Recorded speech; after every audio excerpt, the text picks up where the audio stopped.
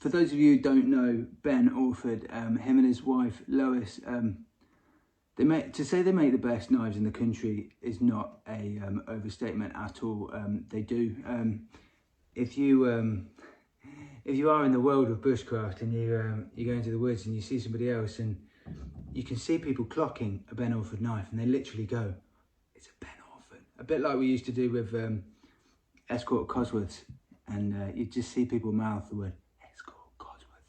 Same thing happens with Ben Orford knives, and I think the first thing to point out is that if you are new to bushcraft, or you're new to using knives outdoors, and you want an entry-level knife, this is not for you at all. I have spent the most of my career using a Mora. Mora is a Scandinavian knife. They're mass-produced, but they're very strong, they're very good, they do the job. They've got a Scandinavian grind on them, which is the perfect angle for bushcraft and good for cutting wood. It's good steel, it's a good design, and they cost about £12. And if you want an entry-level knife, then go for a Mora. They're brilliant.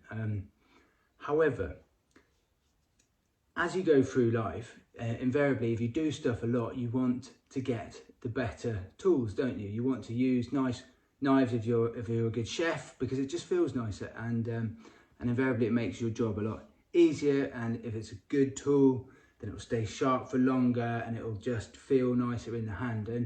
And I got introduced recently to Ben Orford through Stephen Hanson, my mate, and I went to meet Ben in the labs, and all of his knives are handmade, and it's just such a lovely hub there. He's there working alongside his wife, who does the sheaths and the leather and the stitching and all of that sort of stuff, and it is just this hub of excellence, but not excellence in a kind of snobby way, excellence in a absolute ground roots. We just want to make the best knives humanly possible. Because of I suppose because of my TV programs, I'm in this amazing position where when I said to him, "Well, would you make me a signature knife?" He said, "Yes, Ed, I'd love to." And this is what we've come up with. So this knife comes in the presentation box. In fact, let me get it because it's very relevant.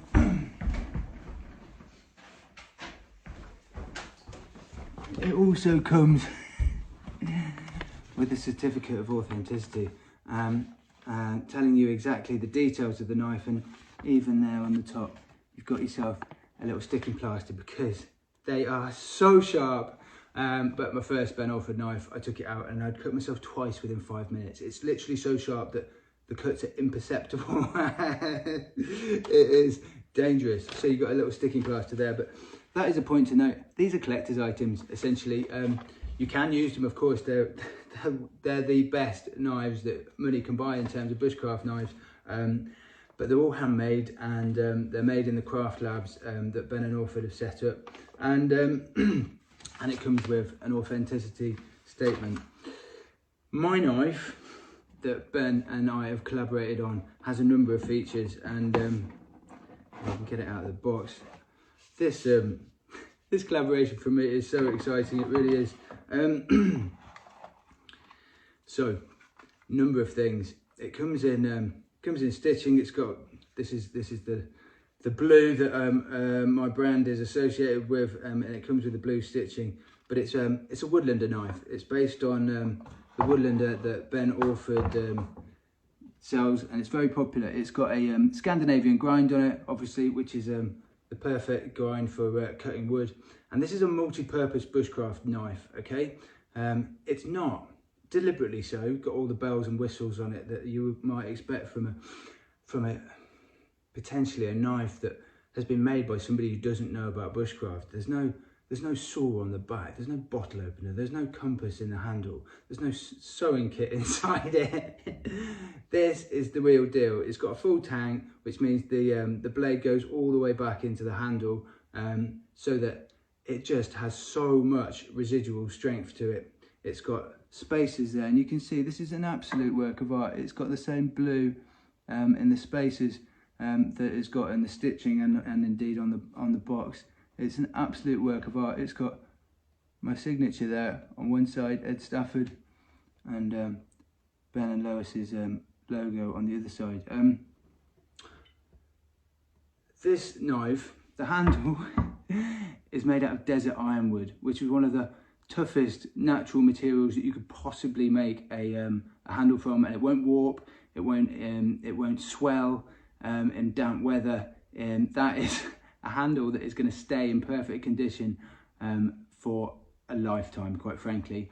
The steel is very important. Now, a lot of amazing bushcraft knives are made out of carbon steel, and there's a reason for that. Carbon steel, it just feels amazing when you're carving with it. It's also really good for sharpening, and often stainless steel is said to feel a little bit soulless in comparison.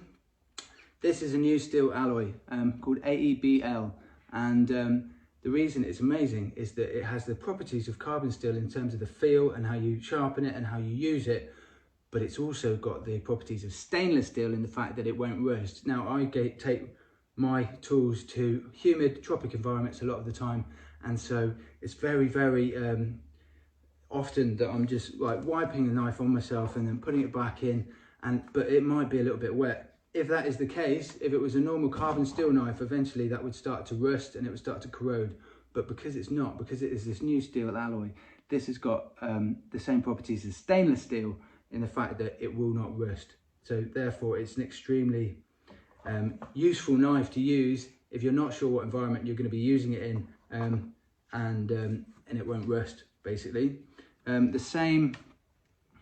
sheath, if you want to go for this option, has also got a fire steel in it as well, so you can use the blade of the knife to start a fire, which again beautifully sits into the handle like this. If you are taking it into the jungle environment, this sheath here, it's leather. Obviously leather isn't great in the jungle.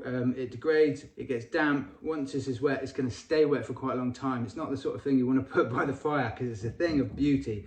And it is a point to note that this is almost a collector's item, really. It is a collector's item.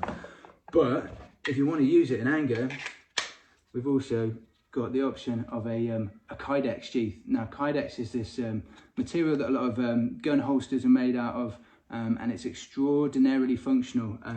And it's got a little hole aperture in the bottom, which means that water will run out of it, so it won't fill up with water. But this is your use it in anger sheath. If you were taking it into the jungle, that's the one I would use. I think it is fair to say that that again, I need to point out that I'm not a knife snob. I have used a cheap knife for all of my life. This is really only if somebody wants the best of the best of the best. Ben and I think we share the same attitude towards these things. He has obviously just got better and better at his craft, and he has he's ended up with a product which is extraordinarily sought after because it is so good. However, neither one of us want to sort of even suggest that this is the only knife and you need this knife in order to get by in the woods. You don't. You can get by with a much cheaper knife, an entry-level knife, and Ben can't actually make entry-level knives because of the time and effort that it goes in, and the craftsmanship that goes into each knife just takes such a long period of time and involves so much work, and the materials cost so much that you just rule out the option of an entry-level knife. So this is not that. But if you're after something a little bit more, if you're after something that will last forever, and if you're after a knife that you could be super, super proud of, then this is very, very high on that list. That's it. That's my big announcement. It's been amazing working with you, Ben and Lois, on this project, and to have a knife like this, I'm just so super proud of it. So there you go. Ed Stafford's signature knife by Ben and Lois Orford.